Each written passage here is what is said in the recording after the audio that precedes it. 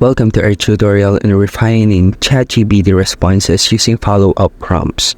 So let's get into it. After receiving an initial response, you might need more details. So let's set an example.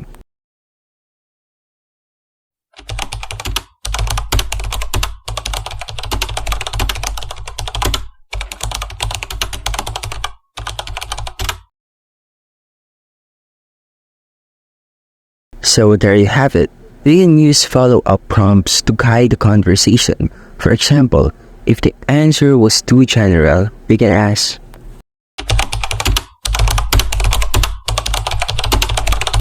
and there you have it. Follow-ups help us drill down into specific. Try asking, can you explain that further? Or what are the key factors involved? So let's type that in.